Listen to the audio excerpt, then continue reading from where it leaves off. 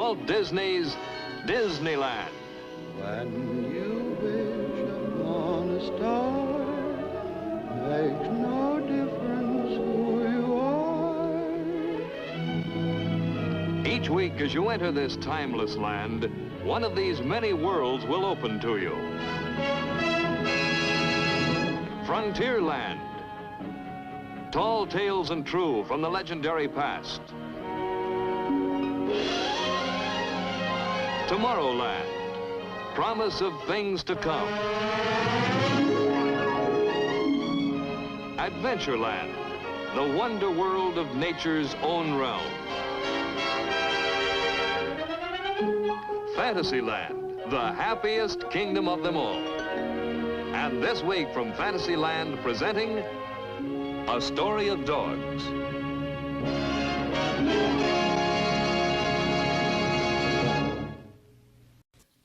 Now, here is your host, Walt Disney. Our first dog star was Pluto. A lot of you probably remember Pluto, and you'll be renewing your acquaintance with him later on in the program. But right now, I want you to meet the stars of our latest dog picture. Lady and the Tramp. Now, Lady and the Tramp has really been a fun picture to make. I remember another picture as being fun to make. That was Dumbo. Now, Lady and the Tramp has that same quality. It was an original story to start with, and as we made the picture and got to know the characters, we kept getting new ideas.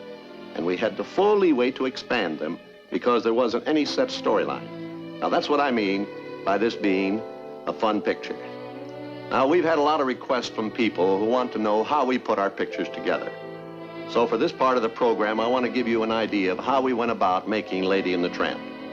Well, first we must find our stars. And being a dog picture, we naturally looked at a lot of dogs. And they were a mighty appealing bunch.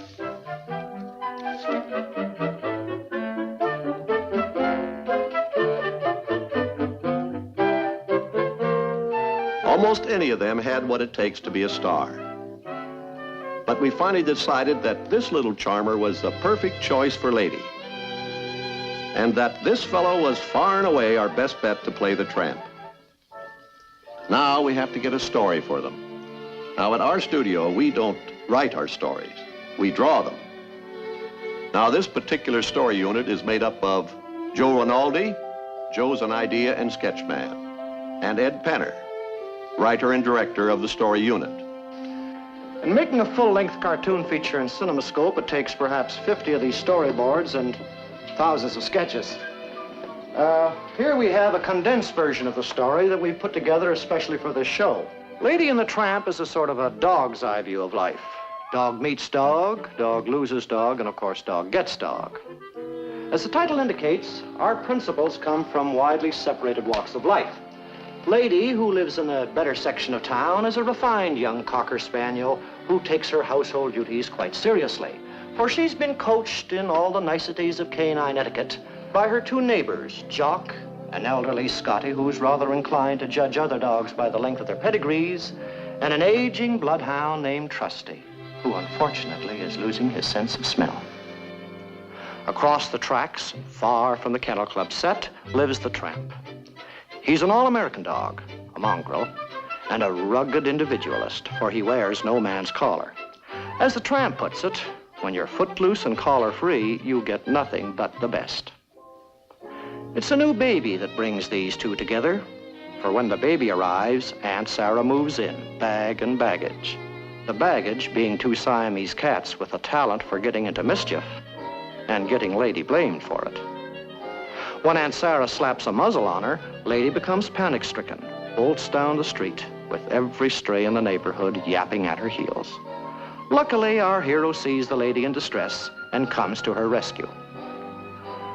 The Tramp talks a beaver into removing the muzzle, and then takes Lady for a night on the town to show her a dog's life can be fun.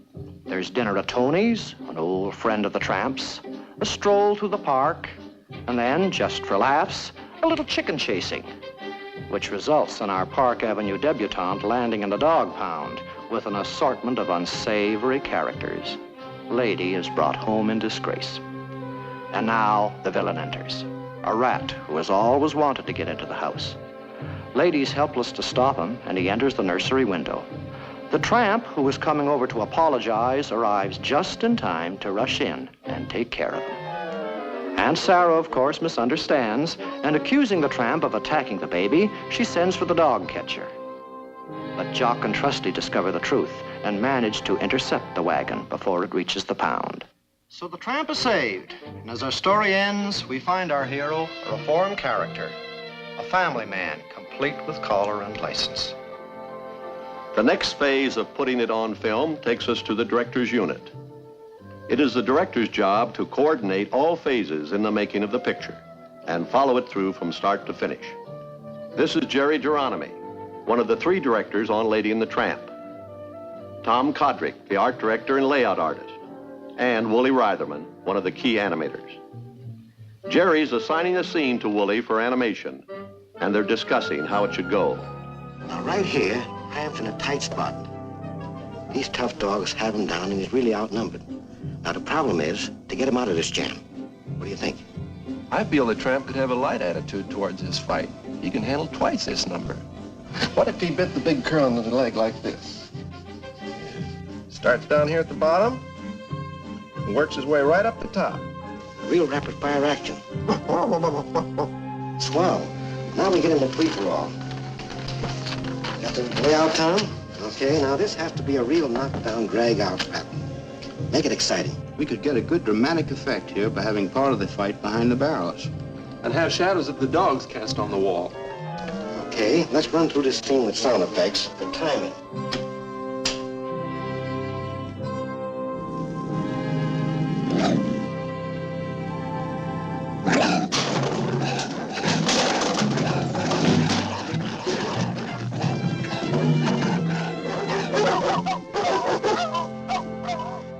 Well, that's how a director plans a scene with an animator and layout artist.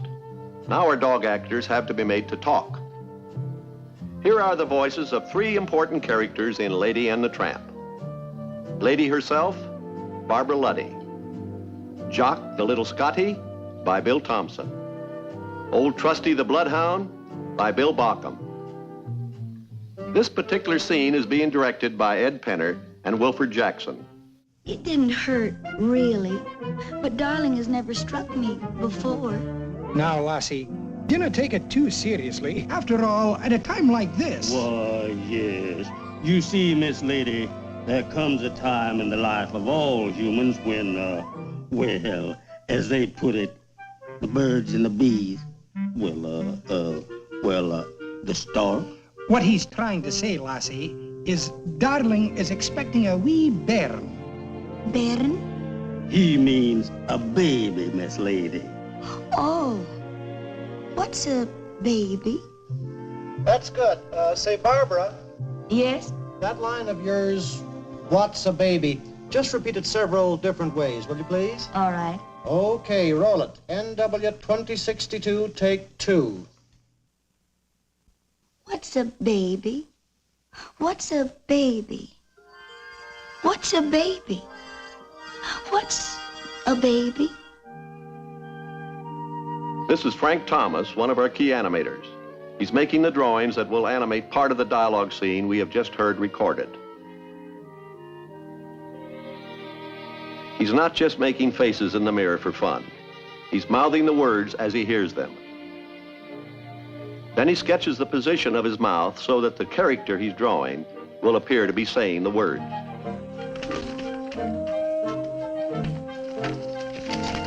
Well, let's see what we've got here now.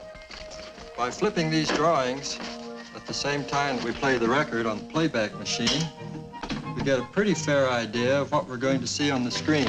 I'll show you. What's a baby? What's a baby? Now, here's Trusty, the old bloodhound.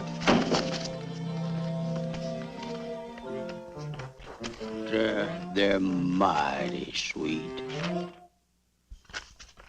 And here's Jock, the little Scotty. And very, very soft. Let's look in on Milt Call, another of our key animators, who's been teaming up with Frank Thomas on Lady and the Tramp right from the start of the picture. Right now, Milt is drawing the Tramp, who, of course, is our hero. He's going to show you how he and Frank developed the character of the Tramp. Well, first we thought of the Tramp with one black eye. Thought he'd be kind of cute. Sort of a tough little guy from across the tracks. But he didn't have a certain debonair quality that we thought the character should have. And here's a good-looking fellow, but he takes life too seriously. No sense of humor. And here we have the sense of humor, all right, but he's too big and clumsy. Lady wouldn't want to go out with him. He didn't have to be a slicker, though, but we wanted a real good four-pawed he-dog. Well, this is what we finally wound up with. Now, this is the first time we see the Tramp in the picture. We pick him up down the railroad yards, sound asleep in a barrel. Then the train whistle wakes him up, and he yawns and stretches.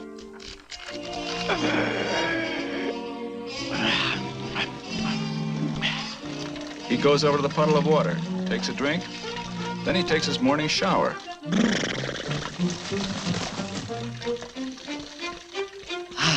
What a day. Well, now to dig up some breakfast. Well, now suppose we see how boy meets girl, or dog meets dog in our story. It didn't hurt, really. But darling has never struck me before. Now, lassie, dinna take it too seriously. After all, at a time like this, there's... Why, yes. You see, Miss Lady, there comes a time in the life of all humans when, well, as they put it, the birds and the bees. The human heart has only so much room for love and affection. When a baby moves in, the dog moves out. You have seen how we make the cartoons move and talk. Now, like all actors, they must have backgrounds to work in. These painted backgrounds are the equivalent of the sets used in live-action motion pictures. The background painter is guided by the layout, which shows the scene in detail. This is going to be the background for the scene where Tramp talks the beaver into removing Lady's muzzle. Now that the background is all painted, model cells are placed over it to check the complete setup. The thousands of drawings that have been animated go to the inking department to be transferred in ink to sheets of celluloid. From here, they go to the painters who paint in the inked areas on the reverse side.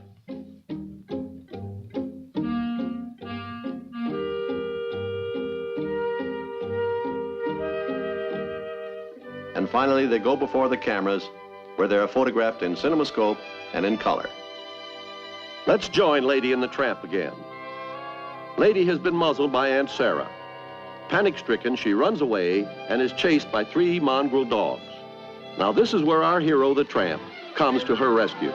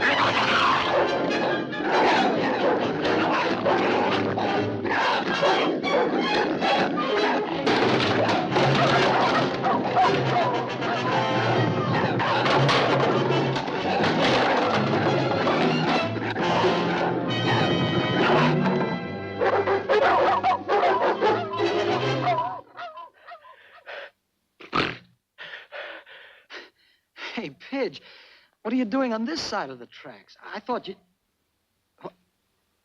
Oh, you poor kid. Oh, we've got to get this off. I think I know the very place. Come on.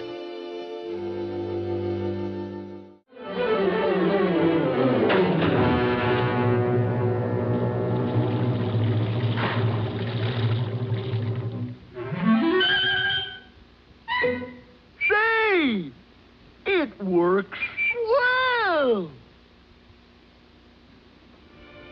This part of our program is dedicated to Pluto, our first dog star. Hey, Pluto, you're on, boy.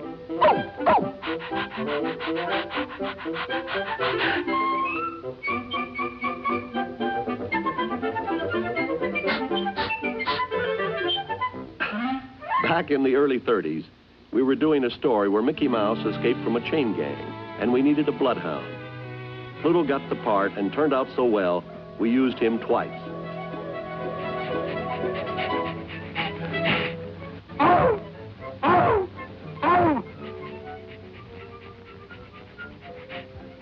Well, Pluto now had a permanent job in Mickey Mouse's little stock company. But his problems weren't entirely over. It happened that there was a certain actor named Donald Duck in the same company who was fond of practical jokes.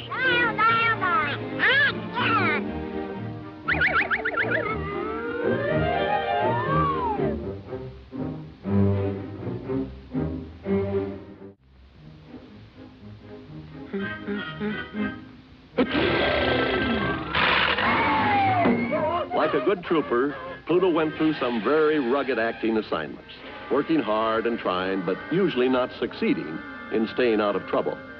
However, here's one story he thoroughly enjoyed, mainly because it gave him the chance to turn the tables on his friendly nemesis, Donald Duck.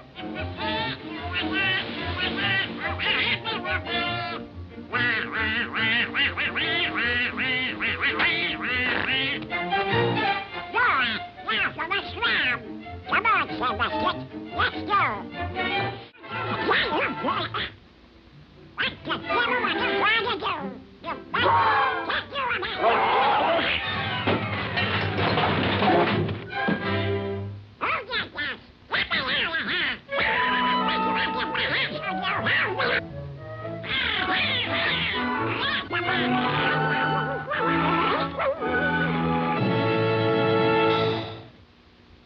Pluto's star... Hey, Pluto, down. Pluto's star continued to rise. In 1940, he was presented with the tail wagger's own Academy Award, the Bosco, for being the most promising dog actor of the year, a supreme honor for achievement in dog circles. His fellow artists in the human acting profession made it a grand slam when they awarded this same Bosco-winning movie the Motion Picture Academy Award for the year.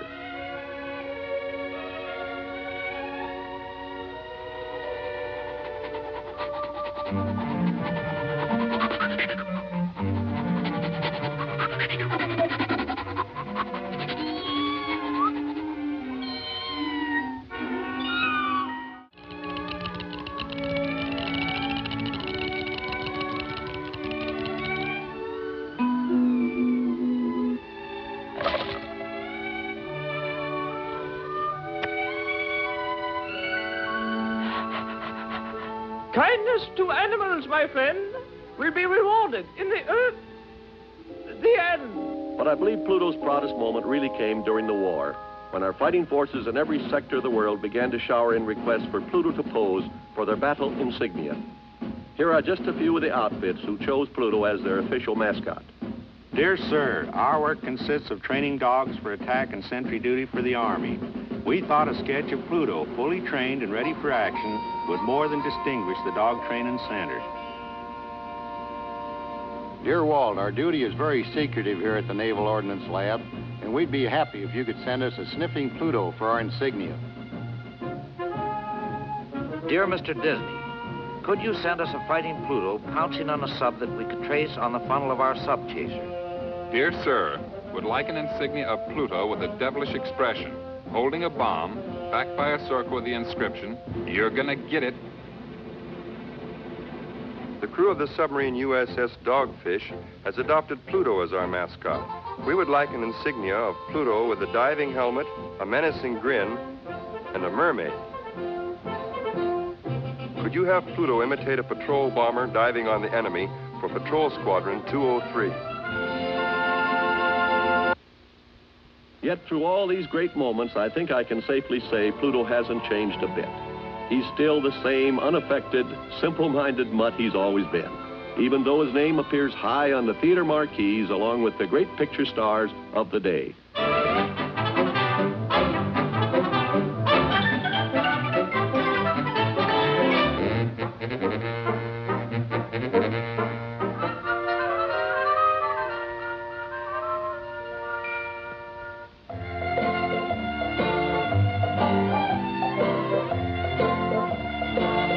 Howdy, folks. Ever see anything beat this canyon country? Yes, sir. Old Mother Nature has sure carved out some mighty pretty scenery. Just look at them rocks over yonder. The Indians tell me some of the daggonest legends about them you ever listened to. Oh, cool, that little critter. Shucks. That coyote won't hurt you. He's made of stone. So help me, folks, that's the story behind Coyote Rock.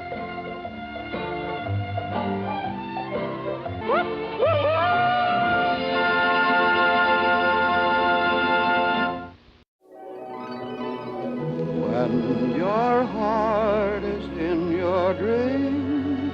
Tonight or very soon, see one of the many fine motion pictures playing at your favorite theater.